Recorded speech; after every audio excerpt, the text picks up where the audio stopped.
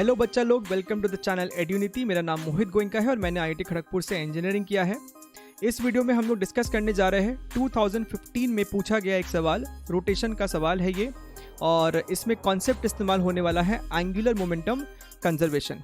ठीक है, तो ये आपके सामने सवाल है। वीडियो को पॉज करें और सवाल को अच्छे से पढ़ के give it a try. Right, चलिए एक बार हम लोग भी सवाल को पढ़ लेते हैं। तो इस सवाल में क्या कह रहा है, आपके पास ये एक बड़ा सा रिंग है। ठीक है, इसका आपको एनिमेशन भी साइड में दिखाई दे रहा है। ये एक बड़ा सा रिंग है और शुरुआत में 2 पॉइंट मासेस है जिसका मास m/8 है। रिंग का मास कैपिटल M है, पॉइंट मासेस m/8 है और दोनों शुरुआत में रिंग के सेंटर पे ही थे।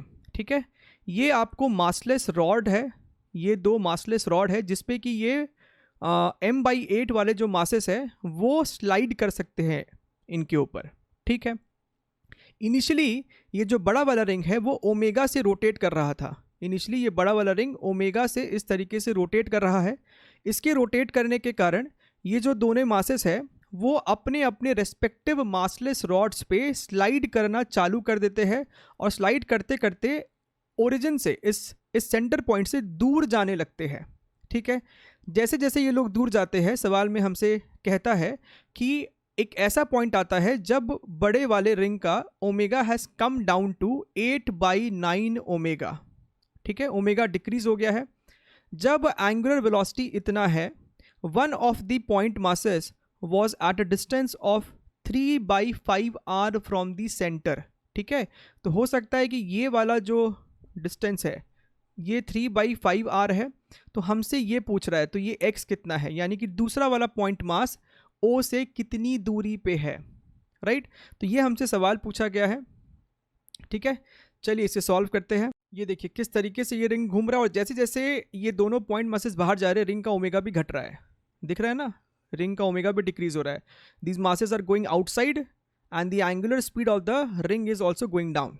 Right, so this is the initial situation जब दोनों पॉइंट मासेस ऑलमोस्ट आपको सेंटर पे ही है। ठीक है, तो इन दोनों पॉइंट मासेस का सेंटर के अबाउट कोई मोमेंट ऑफ इनर्शिया तो होगा ही नहीं, दोनों उसी प्लेस पे सिचुएटेड है। राइट, और इस पॉइंट को हम लोग O बोल देते हैं। तो इस पॉइंट के अबाउट कोई भी नेट एक्सटर्नल टॉर्क नहीं है। राइट, सिस्टम पे कोई भी एक्सटर्नल टॉर्क नहीं लग रहा है, so we can apply angular momentum conservation about this point O। That is initial angular momentum is equal to final angular momentum. Right? अच्छा, रिंग का मास कैपिटल M, इसका रेडियस कैपिटल R दिया हुआ है। ठीक है, ये दोनों पॉइंट मासेस m/8 है। शुरुआत में रिंग का एंगुलर वेलोसिटी ओमेगा है, तो इनिशियली पूरे सिस्टम का एंगुलर मोमेंटम कितना हो जाएगा, एंगुलर मोमेंटम कितना होगा I इंटू ओमेगा। तो सिर्फ रिंग का मोमेंट ऑफ इनर्शिया काउंट करेंगे, दोनों पॉइंट मासेस तो ऑलमोस्ट पॉइंट O पे ही है। सो ये आपको सिंपली हो जाएगा mr² इंटू ओमेगा। आई इंटू ओमेगा लिखना था, रिंग का moment of inertia mr² into omega. Finally क्या हुआ, इसको फिर से स्टार्ट करते हैं। Right, let us start it again. ये देखिए अब दोनों मासेस जो है वो दूर जा रहे हैं सेंटर से। Let us consider this particular situation जहाँ पे ये वाला मास जो है वो 3r/5 दूरी पे पहुँच चुका है। Each mass is m/8। तो हमसे सवाल में ये पूछा गया था कि जब एक मास 3r/5 डिस्टेंस पे है तो बताइए ये दूसरा वाला मास कितनी दूरी पे है, ये x कितना है, वही हमें सॉल्व करके बताना है। And at this particular situation ring की जो ओमेगा है दैट इज गिवन एज 8, यहाँ लिखा हुआ है ना 8 ω/9।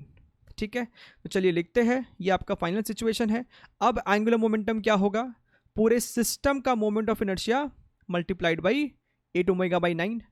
तो पूरे सिस्टम का मोमेंट ऑफ इनर्शिया के लिए रिंग का mr² प्लस ये वाला mass into distance square m/8 x²। ठीक है, plus m/8 3r/5 whole square, यानी कि 9r² divided by 25 multiplied by ये अपना ओमेगा हो गया, दैट इज 8 ω/9। ठीक है, अच्छा अब ध्यान से अगर देखिए हम लोग तो ये मास कैंसिल हो जाएगा, ये ओमेगा भी आपस में कैंसिल हो जाएगा। ठीक है, ये आपका हो गया r² और क्यों ना इस 8 को ब्रैकेट के अंदर भेज दिया जाए और ये जो 9 है इसे लेफ्ट हैंड साइड भेज दो।